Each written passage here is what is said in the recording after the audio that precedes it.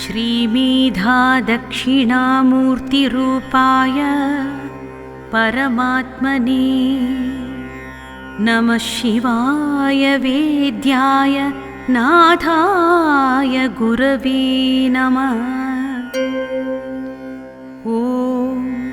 ओंकारं तु परब्रह्मा सर्वमोंकारसंभवम् अकारोकारमान्ताय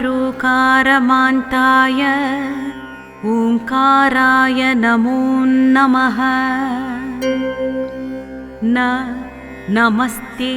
देवदेवेश नमस्ते परमेश्वर नमस्ते वृषभारूढ नकाराय नमो नमः। महादेवं महात्मानं महापातकनाशनं महानटवरं वन्दे मकाराय नमो नमः। शिवं शान्तं जगन्नाथं लोकानुग्रहकारकं शिवमेकपदं देवं शिकाराय नमो नमः। वाहनं वृषभो यस्य वासुकी कण्ठभूषणं वामे शक्तिधरं देवं वकाराय नमो नमः। यत्र यत्र स्थितो देव सर्वव्यापि महेश्वर यल्लिङ्गं पूजये नित्यं यकाराय नमो नमः। ओंकारमन्त्रसंयुक्तं नित्यं ध्यायन्ति योगिना कामदं मोक्षदं तस्मै ओंकाराय नमो नमः। महादेव परो मंत्र महादेव परं तप महादेव परा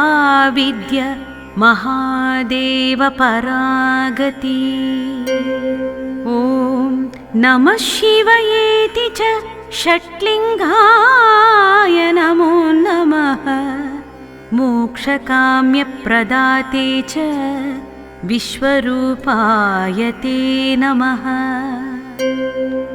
ॐ नमः शिवाय सोमाय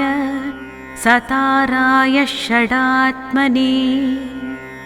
स्वयं ज्योतिप्रकाशाय स्वतन्त्राय नमो नमः। महादेवाय महते ज्योतिषेऽनन्ततेजसे नमः शिवाय शान्ताय ब्रह्मणे लिङ्गमूर्तये ओंकाराय विशेषाय नमो दुन्दुभिने नमः। नमः शिवाय रुद्राय प्रधानाय नमो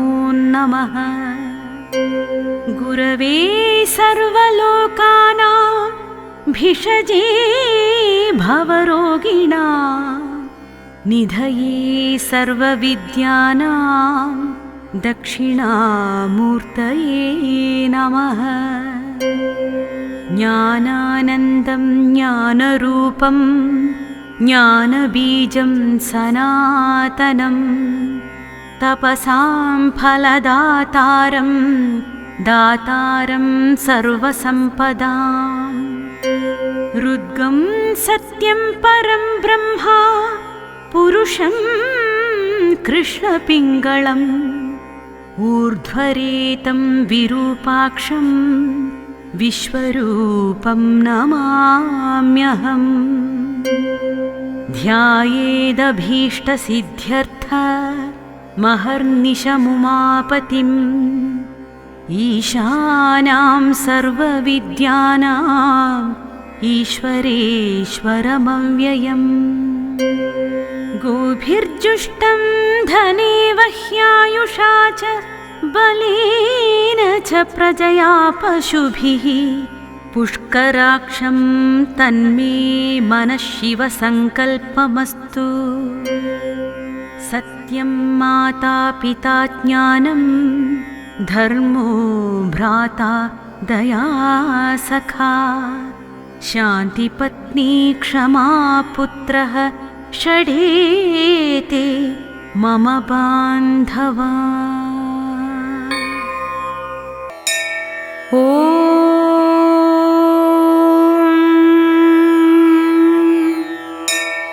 ब्रह्मवैवर्तपुराणान्तर्गतम् ॐ नमो महादेवाय कवचं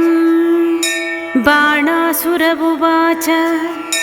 महेश्वर महाभागकवचं यत्प्रकाशितं संसारपावनं नाम कृपया कथय प्रभो। महेश्वर उवाच शृणु वक्ष्यामि हे वत्स कवचं परमाद्भुतम् अहं तुभ्यं प्रदास्यामि गोपनीयं सुदुर्लभम् पुरा दुर्वाससे दत्तं त्रैलोक्यविजयाय च ममैवेदं च कवचं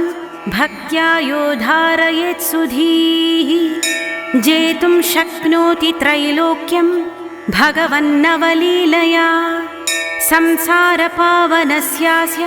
कवचस्य प्रजापतिः ऋषिश्छन्दश्च गायत्री देवोऽहं च महेश्वरः धर्मार्थकाममोक्षेषु विनियोगः प्रकीर्तितः पञ्चलक्षजपेनैव सिद्धिदं कवचं भवेत् यो भवेत् सिद्धिकवचो मम तुल्यो भवेत् भुवि तेजसा सिद्धियोगेन तपसा विक्रमेण च शम्भुर्मे मस्तकं पातु मुखं पातु महेश्वरः दन्तपङ्कितं नीलकण्ठोऽप्यद्धरोष्ठं हरस्वयं कण्ठं पातु चन्द्रचूड स्कन्धो वृषभवाहनः वक्षस्थलं नीलकण्ठः पातु पृष्ठं दिगम्बरः सर्वाङ्गं पातु विश्वेश सर्वदिक्षु च सर्वदा स्वप्ने जागरणे चैव स्थाणुर्मे पातु सन्ततम् इति ते कथितं बाणकवचं परमाद्भुतं यस्मै कस्मै न दातव्यं गोपनीयं प्रयत्नतः यत्फलं सर्वतीर्थानां स्नानेन लभते नरः तत्फलं लभते नूनं कवचस्यैव धारणात् इदं कवचमज्ञात्वा भजेन्मां यः सुमन्दधीः शतलक्षप्रजप्तोऽपि न मन्त्रसिद्धिदायकः सौतिरुवाच इदं च कवचं प्रोक्तं स्तोत्रं च शृणु शौनक मन्त्रराजकल्पतरुर्वसिष्ठो दत्तवान् पुरा ॐ नमः शिवाय तव राजः बाणासुर उवाच वन्दे सुराणां सारं च सुरेशं नीललोहितं योगीश्वरं योगबीजं योगिनां च गुरोर्गुरुं ज्ञानानन्दं ज्ञानरूपं ज्ञानबीजं सनातनं तपसां फलदातारं दातारं सर्वसम्पदां तपोरूपं तपोबीजं तपोधनधनं वरं वरं वरेण्यं वरदमीड्यं सिद्धगणैर्वरैः कारणं भुक्तिमुक्तीनां नरकार्णवतारणम् आशुतोषं प्रसन्नास्यं करुणामयसागरं हिमचन्दनकुन्देन्दु कुमुदाम्भोजसन्निभं ब्रह्मज्योतिस्वरूपं च भक्तानुग्रहविग्रहं विषयाणां विभेदेन बिभ्रतं बहुरूपकं जलरूपम् अग्निरूपम् आकाशरूपम् ईश्वरं वायुरूपं चन्द्ररूपं सूर्यरूपं महत्प्रभुम् आत्मनस्वपदं दातुं समर्थमवलीलया भक्तजीवनमीशं च भक्तानुग्रहकारकं वेदानशक्तायं स्तोतुं किमहं स्तौमि तं प्रभुम् अपरिच्छिन्नमीशान महोवाङ्मनसोपरं व्याघ्रचर्माम्बरधरं वृषभस्थं दिगम्बरं त्रिशूलपट्टिशधरं सस्मितं चन्द्रशेखरम् इत्युक्त्वास्तव राजेन नित्यं बाणः सुसंयतः प्राणमच्छन्करं भक्त्या दुर्वासाश्च मुनीश्वरः इदं दत्तं वसिष्ठेन गन्धर्वाय पुरामुने कथितं च महास्तोत्रं शूलिनः परमाद्भुतम् इदं स्तोत्रं महापुण्यं पठेद्भक्त्या च यो नरः स्नानस्य सर्वतीर्थानां फलमाप्नोति निश्चितम् अपुत्रो लभते पुत्रं वर्षमेकं शृणोति यः संयतश्च हविष्यासि प्रणम्य शङ्करं गुरुं गलत्कुष्ठी महाशूली वर्षमेकं शृणोति यः अवश्यं मुच्यते रोगात् व्यासवाक्यमिति श्रुतं कारागारेऽपि बद्धो यो नैव प्राप्नोति निर्वृतिं स्तोत्रं श्रुत्वा मासमेकं मुच्यते बन्धनात् ध्रुवं भ्रष्टराज्यो लभेद्राज्यं भक्त्या मासं शृणोति यः मासं श्रुत्वा संयतश्च लभेद्भ्रष्टधनो धनं यक्ष्मग्रस्तो वर्षमेक मास्तिको यः शृणोति चेत् निश्चितं मुच्यते रोगा शङ्करस्य प्रसादतः यः शृणोति सदा भक्त्या स्तवराजमिमं द्विजः तस्यासाध्यं त्रिभुवने नास्ति किञ्चिच्च शौनक कदाचिद्बन्धुविच्छेदो न भवेत् तस्य भारते अचलं परमैश्वर्यं लभते नात्र संशयः सुसंयतोति भक्त्या च मासमेकं शृणोति यः अभार्यो लभते भार्या सुविनीतां सतीं वरां महामूर्खश्च दुर्मेधा मासमेकं शृणोति यः बुद्धिं विद्यां च लभते गुरुपदेशमात्रतः कर्मदुःखी दरिद्रश्च मासं भक्त्या शृणोति यः ध्रुवं वित्तं भवेत् तस्य शङ्करस्य प्रसादतः इह लोके सुखं भुक्त्वा कृत्वा कीर्तिं सुदुर्लभां नानाप्रकारधर्मं च यात्यन्ते शङ्करालयं पार्षदप्रवरो भूत्वा सेवते तत्र शङ्करं यः शृणोति त्रिसन्ध्यं च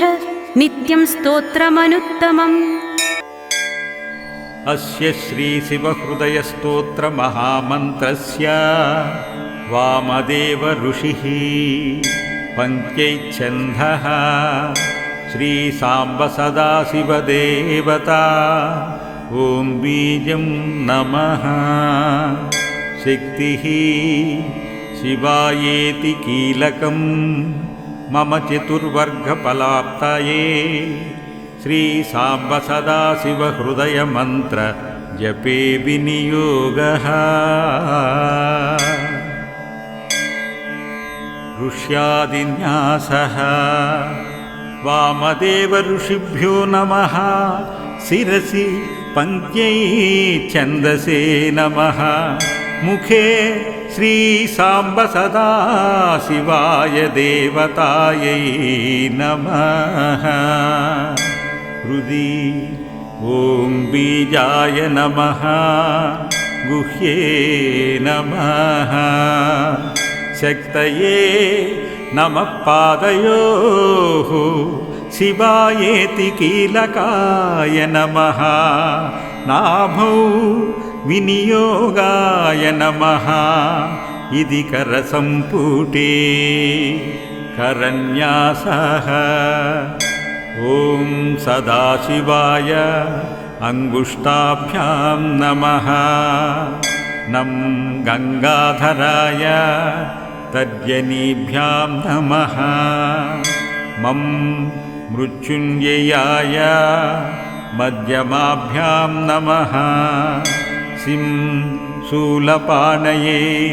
अनामिकाभ्यां नमः वां पिनाकपाणये कनिष्ठिकाभ्यां नमः यं उमापतये करतलकरपृष्ठाभ्यां नमः अङ्गन्यासः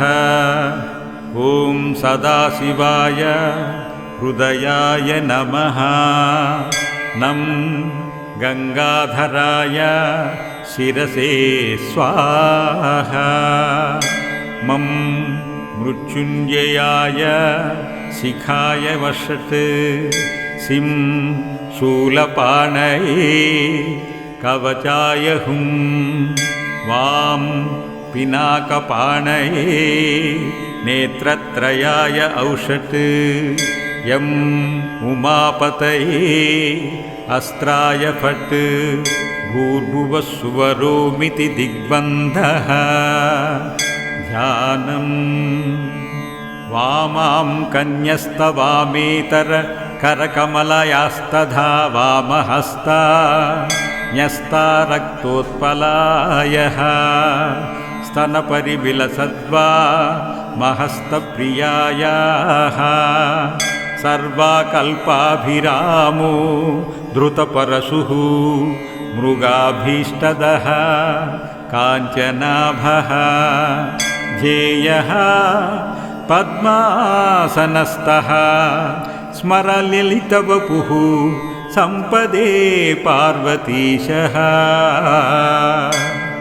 ॐ प्रणवो मे शिरः पातु मायाबीजं शिखां मम प्रासादो हृदयं पातु नामो नाभिं सदावतु लिङ्गं मे शिवः पायादष्टान्नं सर्वसन्धिषु ध्रुवः पादयुगं पातु कटिं माया सदावतु नमः शिवाय कण्ठं मे शिरो माया सदावतु शक्त्याष्टान्नः सदा पायादापादतलमस्तकम् सर्वदिक्षु च वर्णव्याहृत्पञ्चार्णः पापनाशनः वाग्बीजपूर्वः पञ्चार्णो वाचां सिद्धिं प्रयच्छतु लक्ष्मीं दिशतु लक्ष्यार्धः कामाद्यकाममिच्छतु परापूर्वस्तु पञ्चार्णः परलोकं प्रयच्छतु मोक्षं दिशतु ताराद्यः केवलं सर्वदावतु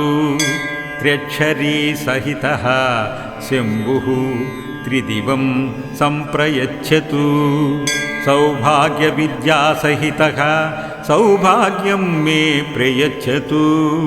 षोडशी सम्पुटतः शम्भुः सर्वदा मां प्ररक्षतु एवं द्वादशभेदानि विद्यायाः सर्वदावतु सर्वमन्त्रस्वरूपश्च शिवः पायन्निरन्तरं यन्त्ररूपः शिवः पातु सर्वकालं महेश्वरः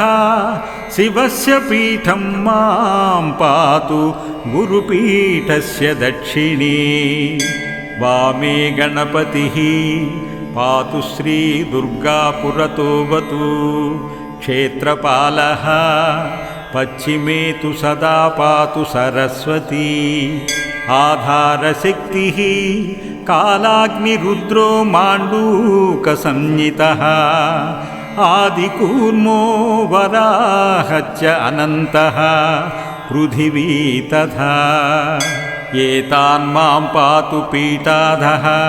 स्थिताः सर्वत्र देवताः महार्णवे जलमये मां पायात् अमृतार्णवः रत्नद्वीपे च मां पातु सप्तद्वीपेश्वरः तदा तथा हिमगिरिः पातु गिरिकाननभूमिषु मां पातु नन्दनोद्यानं वापिकोद्यानभूमिषु कल्पवृक्षः सदा पातु मम कल्पसहेतुषु भूमौ मां पातु सर्वत्र सर्वदा मणिभूतलं गृहं मे पातु देवस्य रत्ननिर्मितमण्डपम् आसने शयने चैव रत्नसिंहासनं तथा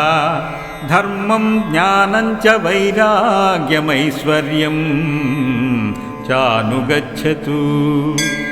अधा ज्ञानमवैराग्यमनैश्वर्यं च नश्यतु सत्त्वरजस्त्वमश्चैव गुणान् रक्षन्तु सर्वदा अधा ज्ञानमवैराग्यमनैश्वर्यं च नश्यतु सत्त्वरजस्त्वमश्चैव गुणान् रक्षन्तु सर्वदा मूलं विद्या तथा कन्दो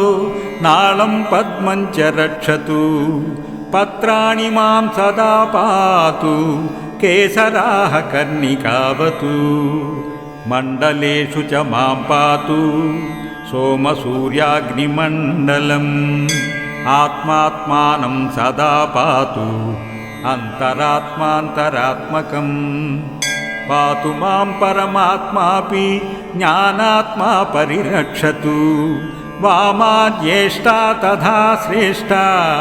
रौद्री काली तथैव च कलपूर्वा विकर्णी बलपूर्वा तथैव च बलप्रमथनी चापि सर्वभूतदमन्यथा मनोन्मनी च नवमी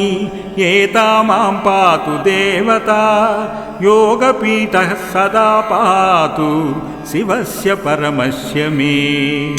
श्रीशिवो मस्तकं पातु ब्रह्मरन्ध्रमुमावतु हृदयं हृदयं पातु शिरः पातु शिरो मम शिखां शिखा सदा पातु कवचं कवचोऽवतु नेत्रत्रयं पातु हस्तौ अस्त्रं च रक्षतु ललाटं पातु हृल्लेखा गगनं नासिकावतु राकागण्डयुगं पातु ओष्ठौ पातु कराळिकः जिह्वां पातु महेश्वासो गायत्रीमुखमण्डलं तालूमूलं तु सावित्री जिह्वामूलं सरस्वती वृषध्वजः पातु कण्ठं क्षेत्रपालो भुजं मम चण्डीश्वरः पातु वक्षो दुर्गा कुक्षिं सदावतु स्कन्दो नाभिं सदा पातु नन्दी पातु कटिद्वयं पार्श्वविघ्नेश्वरः पातु पातु सेनापतिर्वलिं ब्राह्मीलिङ्गं सदा पाय दशताङ्गादिभैरवाः रुरुभैरवयुक्ता च गुदं पायान्महेश्वरः चण्डयुक्ता च कौमारी चोरुयुग्मं च रक्षतु वैष्णवी क्रोधसंयुक्ता यानुयुग्मं सदावतु उन्मत्तयुक्ता वाराही जङ्घायुग्मं प्ररक्षतु कपालयुक्ता माहेन्द्री गुल्फो मे परिरक्षतु चामुण्डा भीषणयुता पादपृष्ठे सदावतु संहारेण युता लक्ष्मी रक्षेत्पादतले बुभे पृथगष्टौ मातरस्तु नखान् रक्षन्तु सर्वदा रक्षन्तु रोमकूपाणि असिताङ्गादिभैरवाः वज्रहस्तं च मां पायादिन्द्रः पूर्वे च सर्वदा आग्नेयां दिश मां पातु शक्तिहस्तो नलो महान् दण्डहस्तो यमः पातु दक्षिणादिशि सर्वदा निर्वृतिः खड्गहस्तश्च नैऋत्यां दिशि रक्षतु प्रतीच्यां वरुणः पातु पाशहस्तश्च मां सदा वायव्यां दिशि मां पातु ध्वजहस्तः सदा गतिः ऊदीच्यान्तु कुबेरस्तु गदाहस्तः प्रतापवान् शूलपाणिः शिवः पायात् ईशान्यां दिशि मां सदा कमण्डलुधरो ब्रह्मा ऊर्ध्वं मा परिरक्षतु अधस्ताद्विष्णुरव्यक्तश्च चक्रपाणिः सदावतु ॐ ह्रौं ईशानो मे शिरः पायात् ॐ ह्रैं मुखं तत्पुरुषोऽवतु ॐ ह्रूं अघोरो हृदयं पातु ॐ ह्रीं वामदेवस्तु गुह्यकम् ॐ ह्रां सद्यो जातस्तु मे पादौ ॐ ह्रां सद्यो जातस्तु मे पादौ ॐ ह्रां ह्रीं ह्रूं ह्रैं ह्रौं ह्रः पातु मे शिखाम् अनुक्तमपि यत्स्थानं तत्सर्वं शङ्करोऽवतु इति मे कथितं नन्दिन् शिवस्य हृदयं परम् मन्त्रयन्त्रस्तदेवानां रक्षणात्मकमद्भुतं सहस्रावर्तनात् सिद्धिं प्राप्नुयान्मन्त्रवित्तमः शिवस्य हृदयेनैव नित्यं सप्ताभिमन्त्रितं तोयं पीत्वाप्सितां सिद्धिं मण्डला लभते नरः वन्ध्यापुत्रवती भूयात् रोगी रोगात् विमुच्यते चन्द्रसूर्यग्रहे नन्द्यां नाभिमात्रोदके स्थितः मोक्षान्तं प्रजेपेद्भक्त्या सर्वसिद्धीश्वरो भवेत् रुद्रसङ्ख्या जपाद्रोगी निरोगी जयत्क्षणात् उपोषितप्रदोष च श्रावण्यां सोमवासरे शिवं सम्पूज्य यत्नेन हृदयं तत्परो जपेत् ऋतुमेषु च रोगेषु वातपित्तज्वरेषु च त्रिसप्तमन्त्रितं तोयं पीत्वारोग्यमवाप्नुयात् नित्यमष्टोत्तरं शतं शिवस्य हृदयं जपेत् मण्डलाल्लभते नन्दिन् सिद्धिदं नात्र संशयः किं बहुक्तेन नन्दीश शिवस्य हृदयस्य च जपित्वा तु महेशस्य वाहनत्वमवाप्स्यसि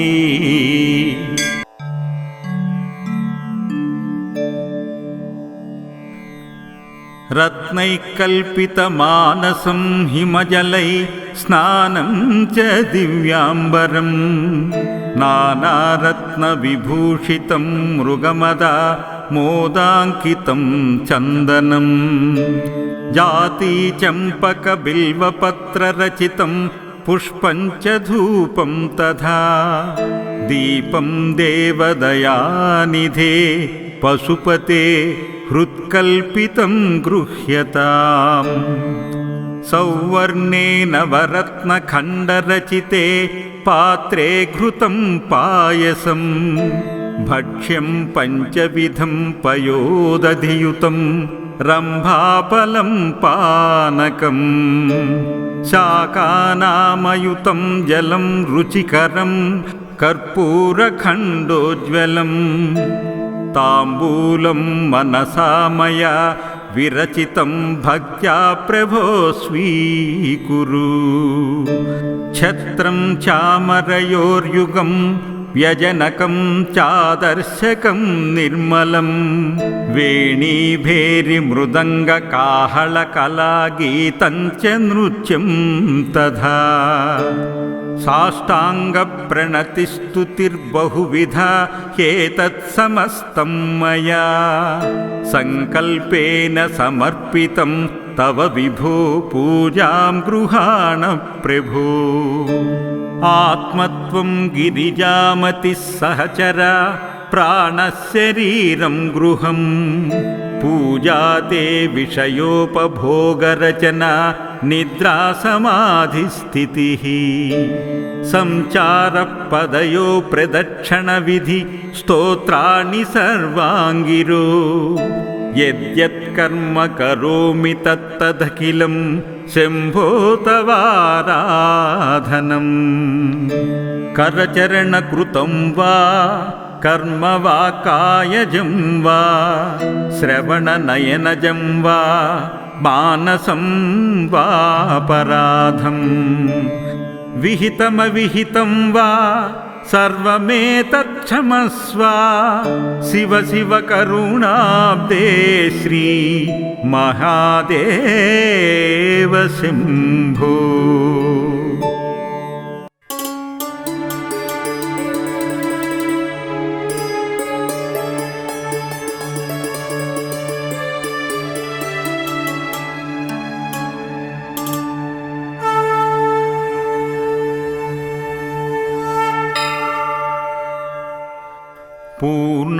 पूर्णास्यावाहनं कुत्र सर्वाधारस्य चासनं स्वच्छस्य पाद्यमध्यं च शुद्धस्याचमनं कुतः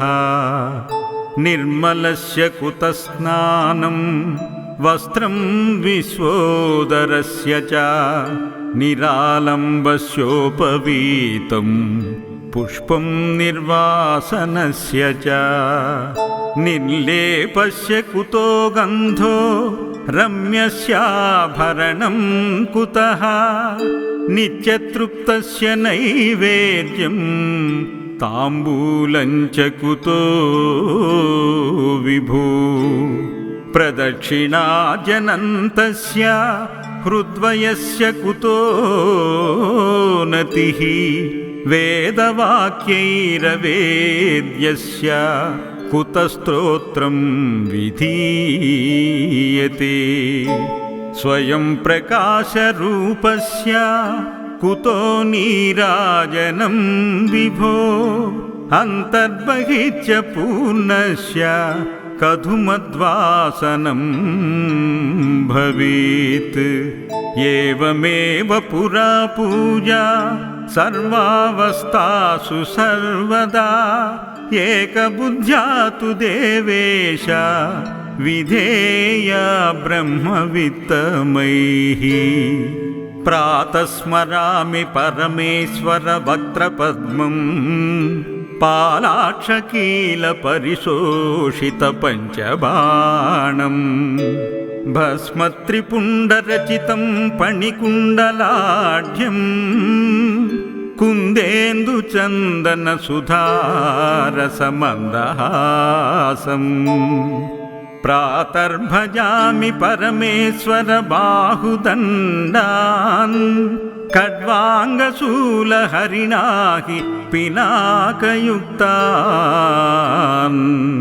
गौरीकपोलकुचरञ्जित पत्ररेखान् सौवर्णकङ्कणमणिद्युतिभासमानाम् प्रातर्नमामि परमेश्वर पादपद्मम् पद्मोद्भवामरमुनीन्द्रमनोनिवासम् पद्माक्षनेत्रसरसीरुह पूजनीयम् पद्माङ्कुशध्वजसरोरुहलाञ्छनाढ्यम्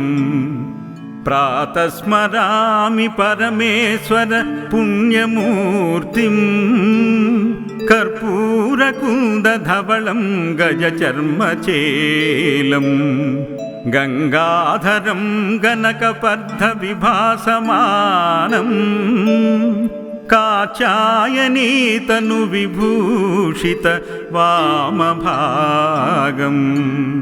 प्रातः स्मरामि परमेश्वर पुण्यनामा श्रेयप्रदं सकलदुःखविनाशहेतुं संसारतापशमनं कविकल्मिषघ्नं गोकोटिदानफलदं स्मरणेन पुंसां गोकोटिदानफलदं स्मरणेन पुंसाम्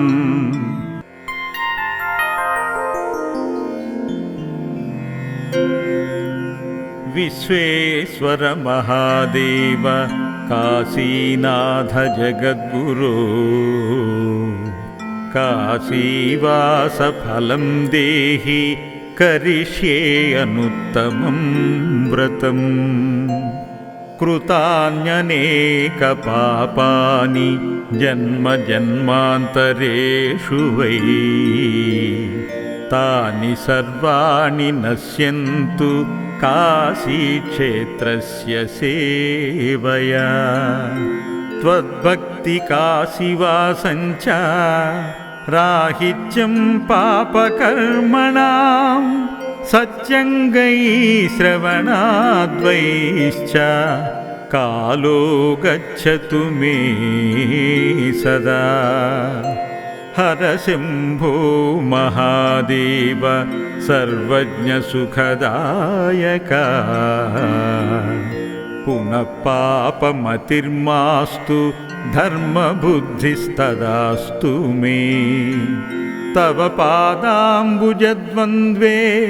निर्द्वन्द्वा भक्तिरस्तु मे आकलेवरपातं च काशीवासोऽस्तु मे अनिशम् इन्द्रपदं न वाञ्छामो न चान्द्रं नास्य देवहि वाञ्छाम केवलं मृत्युं काश्यां शम्भो न पुर्नवम् श्रीकाशीनाथचरणौ मनसा स्मरामि श्रीकाशीनाथचरणौ वचसा गृह्णामि श्रीकाशीनाथचरणौ शिरसा नमामि श्रीकाशीनाथचरणौ शरणं व्रजामि गुरवे सर्वलोकानां विषजे भवरोगिणां निधये सर्वविद्यानां दक्षिणामूर्तये नमः।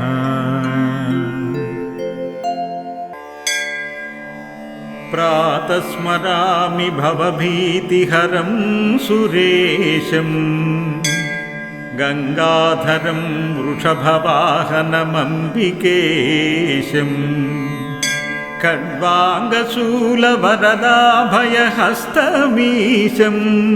संसाररोगहरमौषधमद्वितीयम् प्रातर्नमामि गिरिशं गिरिजार्धदेहं सर्गस्थितिप्रलयकारणमादिदेवं विश्वेश्वरं विजितविश्वमनोभिरामं संसाररोगहरमौषधमद्वितीयम् प्रातर्भजामि शिवमेकमनन्तमाद्यं वेदान्तवेद्यमनघं पुरुषं महान्तं नामादिभेदरहितं षड्भावशून्यं संसाररोगहरमौषधमद्वितीयम् प्रातः समुद्धाय शिवं विचिन्त्य श्लोकत्रयं ये नुदिनं पठन्ति ते दुःखजातं बहुजन्मसञ्चितं हित्वा पदं यान्ति तदेव शम्भोः। मनोनिवृत्तिः परमोपशान्तिः सा तीर्थवर्या मणिकर्णिका च ज्ञानप्रवाहविमलादिगङ्गा सा काशिकाहं निजबोधरूपा यस्यामिदं कल्पितमिन्द्रजालं चराचरं भाति मनोविलासं सच्चित्सुखैका परमात्मरूपा सा काशिकाहं निजबोधरूपा कोशेषु पञ्चस्वधिराजमाना बुद्धिर्भवानी प्रतिदेहगेहम् साक्षी शिव सर्वगतोऽन्तकर्ता सा काशिकाहं निजबोधरूपा काश्यामि काशितकाशी काशी सर्वप्रकाशिका सा काशी विदिता येन तेन प्राप्ता हि काशिका काशीक्षेत्रं शरीरं त्रिभुवनजननी व्यापिनी ज्ञानगङ्गा भक्तिश्रद्धागयेयौ निजगुरुचरणध्यानयोगः प्रयागः विश्वेशोऽयं तुरीयसकल जनमनस्साक्षिभूतोऽन्तरात्मा देहे सर्वं मदीये यदि वसति पुनस्तीर्थ मन्यत्किमस्ति वसति पुनस्तीर्थ मन्यत्किमस्ति। नमोऽस्त्वनन्ताय सहस्रमूर्तये सहस्रपादाक्षिशिरोरुबाहवे सहस्रनाम्ने पुरुषाय शाश्वते सहस्रकोटियुगधारिणे नमः। ॐ जय गंगाधर हर शिव जय गिरिजाधीश शिव जय गौरीनाथ त्वं मां पालय नित्यं त्वं मां पालय शम्भो कृपया जगदीश कृपया जगदीश। कैलासे गिरिशिखरे कल्पद्रुमविपिने शिवकल्पद्रुमविपिने गुञ्जति मधुकरपुञ्जे गुञ्जति मधुकरपुञ्जे कुञ्जवने गहने कोकिल कूजति खेलति हंसावळि ललिता शिव हंसावळि ललिता रचयति कलाकलापं रचयति कलाकलापं नृत्यति मुदसहिता नृत्यति मुदसहिता। तस्मिन् ललितसुदेशाशाला मणिरचिता शिवशाला मणिरचिता तन्मध्ये हरनिकटु गौरी मुदसहिता क्रीडति रचयति पूषां रञ्जति निजमीशं शिव रञ्जति निजमीशम् इन्द्रादिकसुरसेविता ब्रह्मादिकमुनिसेविता प्रणमति सीतेशं प्रणमति सीतेशम्। विबुधावदुर्बहु नृत्यति हृदये मुदसहिता शिवहृदये मुदसहिता किन्नरगानं कुरुते सप्तस्वरसहिता दिनतकदिद्धै दिनतकमृदङ्गवादयते शिवमृदङ्गवादयते पणनिक्वणललिता वेणुमधुरं नादयते वेणुमधुरं नादयते। రుణరుణచరణే రచయతి నూపురముజ్వలితం శివనూపురా ముజ్వలితం చక్రావర్తే భ్రమయతి కురుతే తాంధికతాం తాం లుపచుపతాళం నాదయతే శివడమరుం వాదయతే అంగుష్టాంగులినాదం లాస్యకతాం కురుతే లాస్యకతాం కురుతే కర్పూరద్యుతి గౌరం పంచానన సహితం శివ పంచానన సహితం త్రినయన శశిధర మౌలిం విషధర కంఠయుతం సుందర జటాకలాపం పావకయుత పాలం శివ పావకయుత పాలం డమరుత్రిశూల పినాకం కరధృతనుకపాలం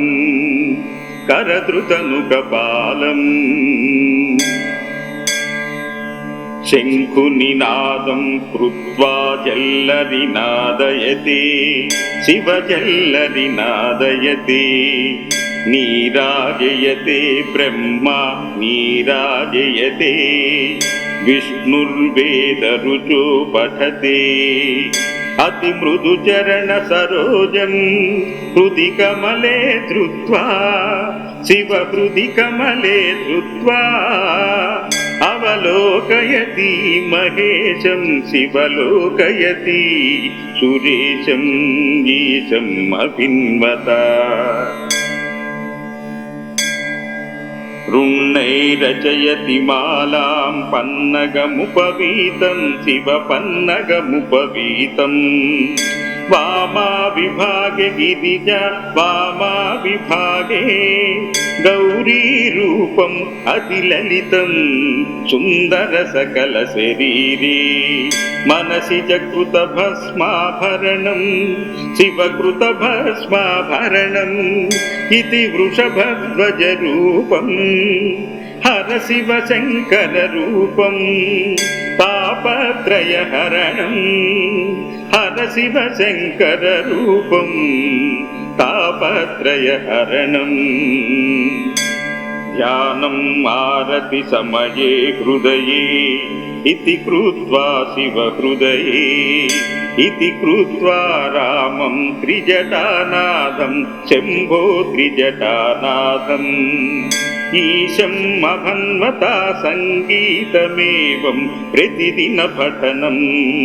యత్కురుతే శివ పఠనం యత్కురుతే శివ సాయుజ్యం గచ్చతి హర సాయుజ్యం గచ్చతి భక్తాయా శృణుతే గచ్చతి భక్త్యాయా శృణుతే ఓం జయ గంగాధర హర శివ జయ గిరిజాధీశ శివ జయ గౌరీనాథ త్వం మాం పాలయ నిత్యం త్వం మాం పాలయ శంభో కృపయా జగదీశ కృపయా జగదీశ కృపయా జగదీశ కృపయా జగదీశ